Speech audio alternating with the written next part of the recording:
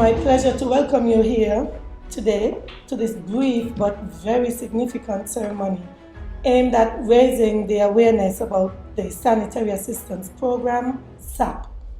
This initiative, managed by the National Housing Corporation, the Ministry of Finance, Human Settlement and Constituency Empowerment, is a part of a broader Vulnerable Assistance Repairs Housing Program, which is called the VHRA.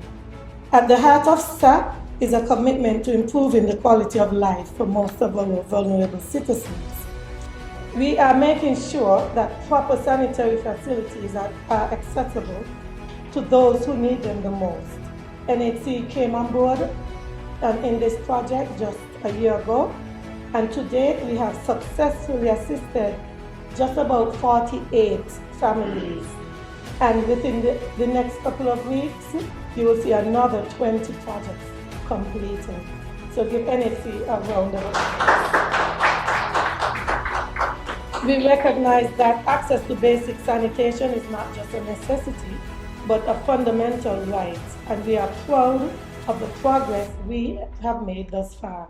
Today we gather not only to celebrate these achievements, but to hear more about the origin of SAP and the impact that it is making on the lives of our citizens. And so without any further ado, I will call on Honorable Dr. Jeffrey Henry to give some remarks. No, this morning is, as the General Manager said, it's a very brief but impactful discussion or ceremony, more or less in the capacity of providing additional information. First and foremost, I must commend NHC, the leadership, and the entire board, chair and the directors for the work that NHC has been doing. I think I said it in a brief meeting that I had. I don't take any credit because I am the minister, but one must be able to speak truth and speak it all the time.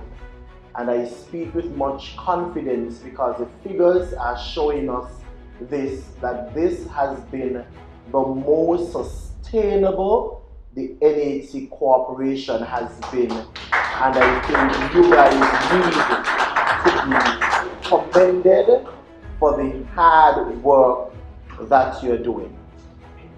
This morning, in collaboration with Human Settlement and NHC, as we know, we had the program where we were working on eradicating our pit latrines. We are well on our way in dealing with that, but of course we made an injection in NHC in facilitating. And based on the figures you would have heard this morning from the General Manager, we are at 48 thus far since NHC took over, which ties into the closeness of us getting towards the eradication which we have targeted as 2025. Now, in addition to this, I must say as well, this is not anything new to us as a government, because I remember this program was introduced in 2013 when I managed the PEC program at that time. It was an injection in bettering the lives of persons, and monies would have been transferred to NHC so that we can work on this initiative. And I'm pleased now coming back as the minister to be a part of the eradication.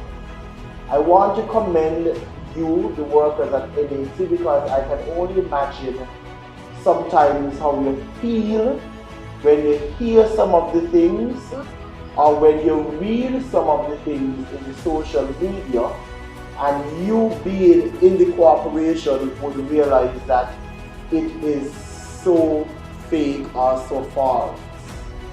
And I say that because history is also important. As we roll out the housing revolution, we must present information.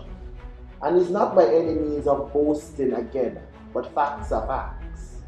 Because you must take credit and you must tell your own stories. Because way back in 1995, when the initial housing revolution started. In 1997, NHC built their first set of homes, and NHC built in 1997 30 homes in that first 2 years, and continued over a period of time until 2015. You had a change of government in 2015. Again, in 2 years, the former government started their housing plan, and they built 13 homes, 1 in 2 years. NHC, you must be proud of yourself, because in 2 years and a few months, you have constructed 110 homes for citizens of this federation. So when you hear the talk about we're not building no homes, you have the story and the facts. The government has been pleased to sign off on a contract with the East Coast Housing Development, where we are again going to be delivering some homes. Yes, like everything in your normal day-to-day life, there are always setbacks. But we are positioned now for things to take off. And this again, I want to commend you and the leadership here, because you met with the contractors some time ago, exposed them to the new technology, which many of them bought into. And as we see the homes being rolled out, they are going to benefit immensely. In short order, we have identified and they have started the preparation already, so I speak it as happening in Lodge. We're going to be putting down homes in Lodge, Newton Ground, Stapleton, and Sandy Point. And these are going to be delivered by the East Coast Housing Development. But that is just one component of what we are doing at NHC. I have not even touched the VHRA, where so many families have benefited from the injection of up to $17,000 worth of material that would have improved, whether it's an addition to their home in terms of a bedroom, fixing some windows, repairing some minor roofs so that they can be in better living condition. I'm happy to be here with you, NHC. You are doing a good work and you can't afford to come down. Sell your story. You are doing well. And I repeat in closing, in 1997, 30 low-income homes were built. In 2017, 13 low-income homes were built. In 2024, you have delivered thus far 110 homes. You are doing well. Thank you very much. Oh, I forgot to bring up to date as well the East Street project, because many thought that you would not have been able to do it, and it's being done not only on time, because we did not set aside to say it's going to be completed in 3 months. It is a project that is on time and one that would enhance the community, and it will be the first of its kind in our quest in regards to the revitalization of various communities. It's not only going to be in East Bastia, it's going to be done in other constituencies and other areas. But the project on East Street, this month, half of this month, we will be able to complete. And before the year end, we are going to start the other one on the bottom of East Street and Pond Road. And if you drive over to West Street, as I did this morning and when I walked to work last week, you will realize that markings are on the ground. So it means that you guys are going to be at work over in West Street. Thank you very much, and may God continue to bless each and every one. We will now call on the Honorable Prime Minister, Dr. Terence Drew, to give his remarks. I want to really welcome all of you. This morning exercise, as has been expressed, is a short exercise. However, it is very significant. I think that this program that we call SAP, this program, the Sanitary Assistance Program, is really taking St. Kitts and Nevis to a next level. The objective really is to eradicate pit latrines from our country. Our country is a modern country. Our country is considered a high-income country, one of the most educated countries, the highest ranking in CARICOM in terms of Human Development Index. We have surpassed Bahamas and Barbados. And therefore, it means that we should do what is necessary to reflect all of that. So, whatever we have to offer as a country should also redound to the benefit of those who are most vulnerable. As I look at this picture, I didn't expect to see these pictures here.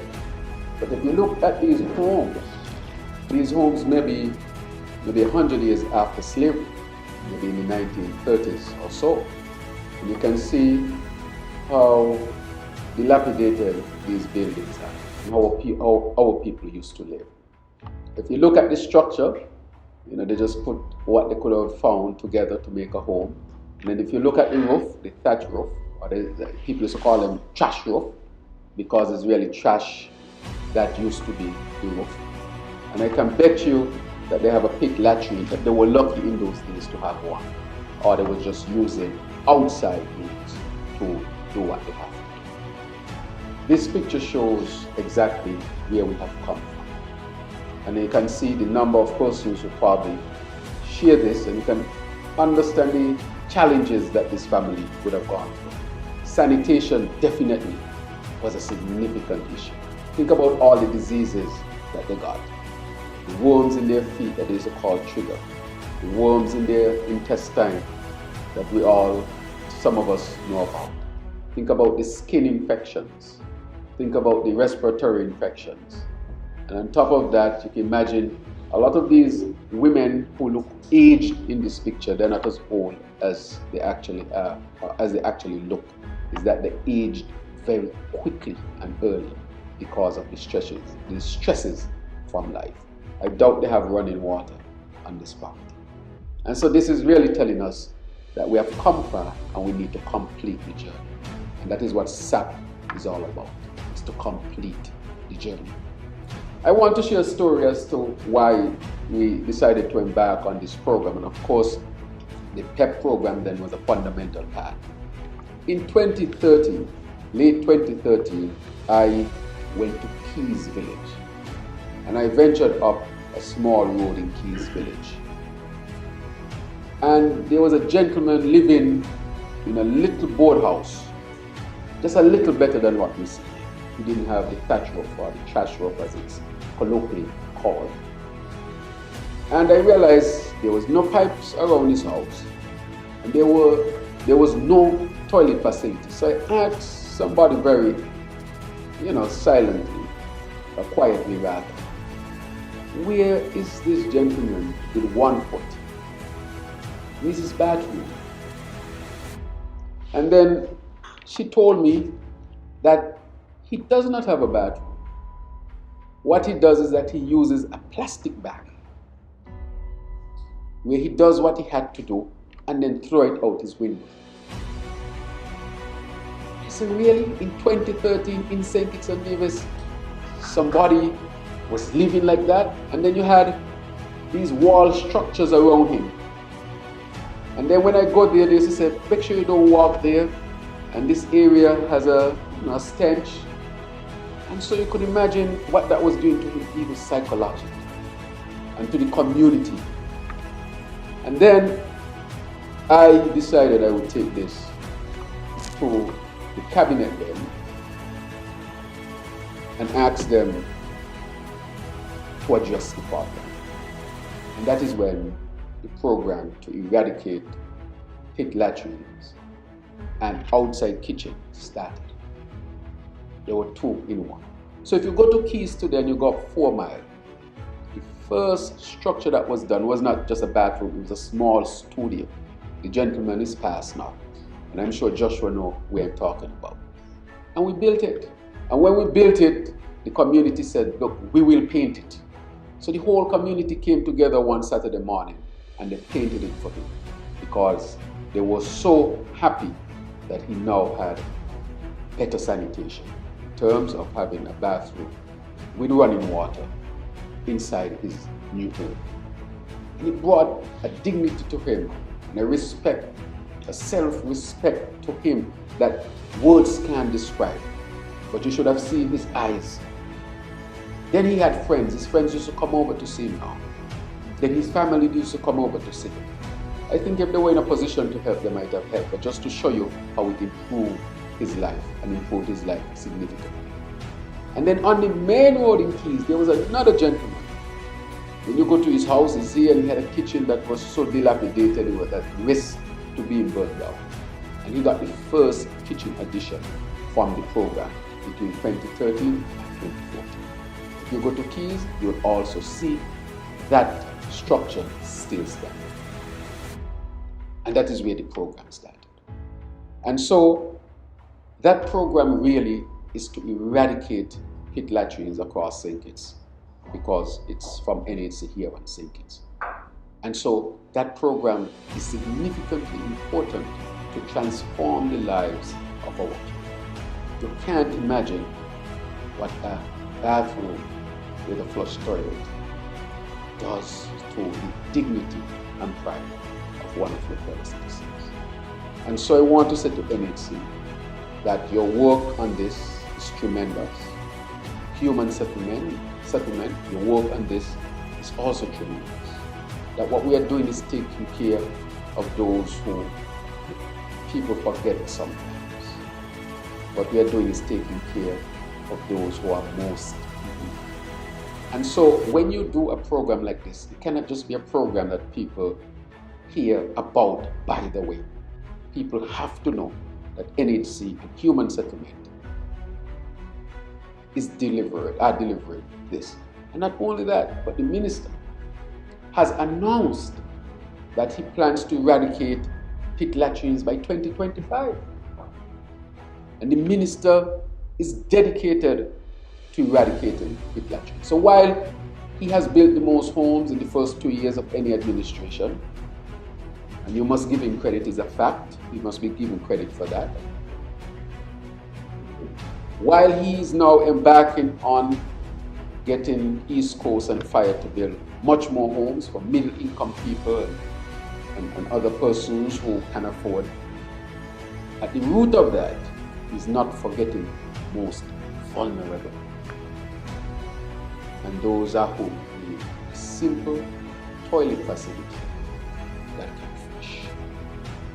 And so I want to really commend the minister and his ministries, NHC, and such a program, and to see that it's really coming to fruition.